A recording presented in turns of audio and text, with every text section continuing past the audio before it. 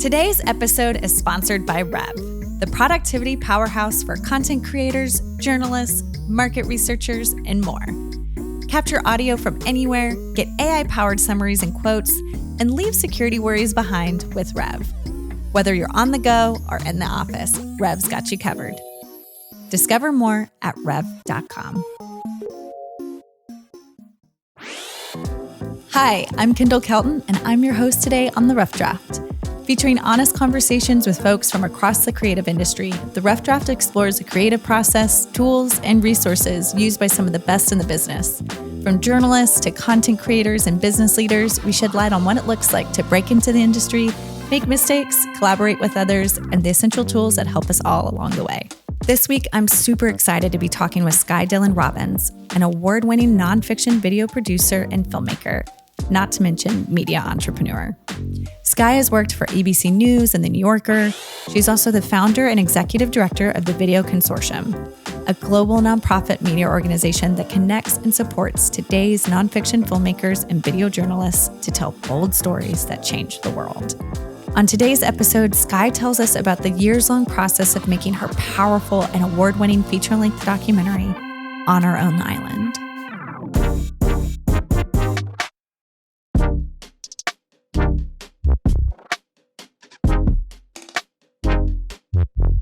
All right, so Sky, let's dive into your documentary, On Our Own Island. It is such a personal and emotional film about your family. The film focuses on your parents' relationship and ultimately your father's passing. And I found it incredibly moving. I will try not to cry as we talk about it, but especially as someone who lost their own father just a couple years ago, watching your family navigate such a raw and human experience really resonated with me, and I have to imagine with others. So I'd love to talk about the decision behind why y'all decided to make such a film. Sure. And I'm really glad to hear that it resonated with you, Kendall. So thank you for that. And I'm sorry about your dad. Well, same to you. Yeah. So. Yeah. We're in the club together. Yeah.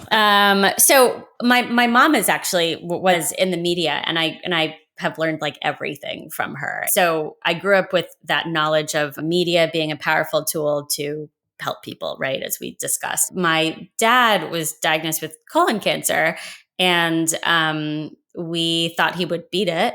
And as a family, we made a conscious decision to film the journey, so to speak, assuming that everything would be okay and that this would just be a thing that we did. Yeah. And he wanted it to happen. It's about my parents, but more it's about this idea of like two people who are in love and what happens when one of them passes on, and how do both kind of deal with that and the beauty that lies beyond that, right? So it was really hard. It was the hardest thing that I've ever filmed. When my dad was diagnosed, I was actually on a shoot for The New Yorker doing a story on a woman who was about to give birth. So it was just like so ironic. It's crazy juxtaposition. Very crazy. And so, you know, we filmed it. And then when he was dying, he was like, I want this to continue, and I want you guys to make it, and I want you to do it so that you can help other people realize that death can be a beautiful thing, so to speak, and that it's something that we need to get closer to. And we did it, and it played in film festivals around the world and help a lot of people kind of confront their fear of death and help their loved ones die in the way that they want. And I think he would be happy with it. Well, you mentioned your mom. She had a pretty groundbreaking career in media, especially during the time in which she came to rise. How was y'all's collaboration through this? I mean, y'all are both professionals in your own right and have found your own successes, as you mentioned, but you were both emotionally tethered to something. So were there challenges there, or maybe it ended up being opportunities? Yeah. Well, so her name is Ellie Dillon. She, at one point, was the most listened to female disc jockey in radio history. She replaced Don Imus. She had an Emmy Award-winning TV show. She knows her shit.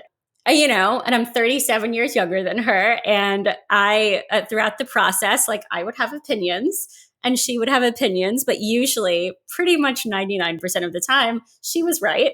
And I get that. And so it was definitely not an easy process because she, I think I come from a family of very opinionated people, but it taught me a lot about collaboration, and it was a magical experience, and certainly not, it's weird to say what, like in the context of your father's death, but I think it was a really interesting way to go through a major life event in a collaborative way and learn things in every way from it too.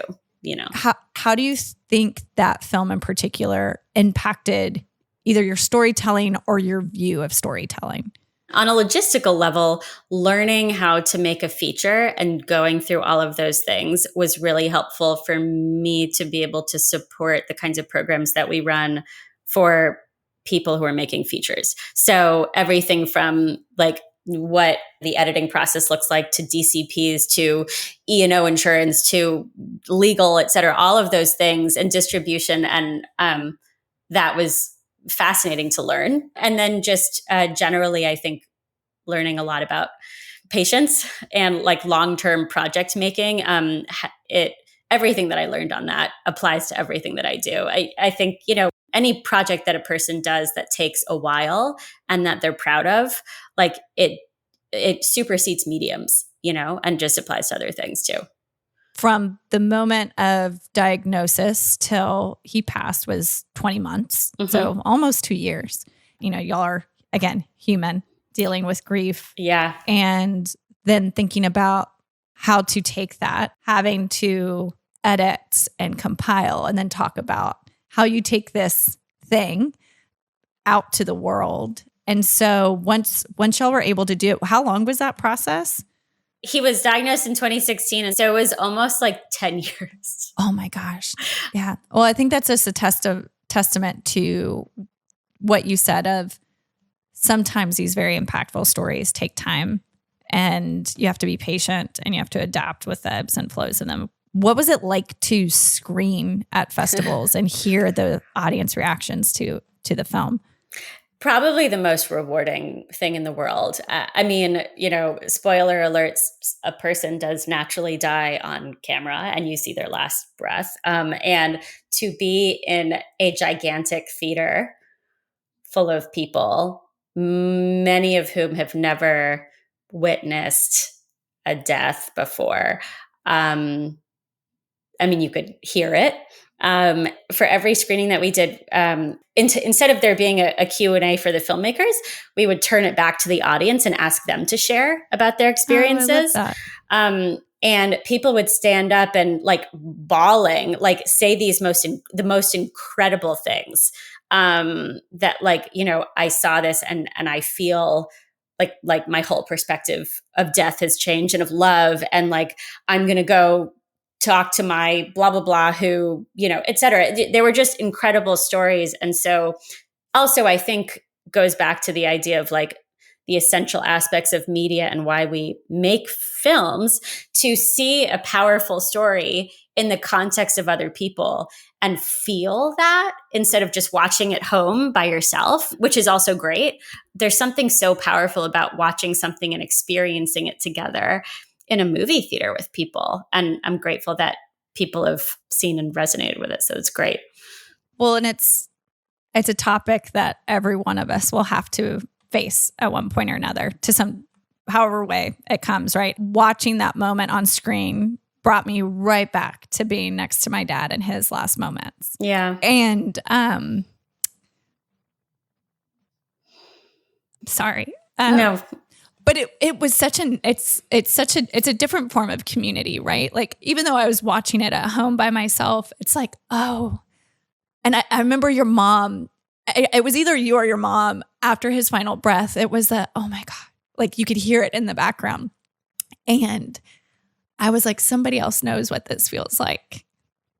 And that's very special. And I think that's just a testament to what you're able to do with your craft. So I will pretend I'm in that audience and somebody coming up and bawling, crying and say like, I see that and I appreciate it. And it means more to people than you realize.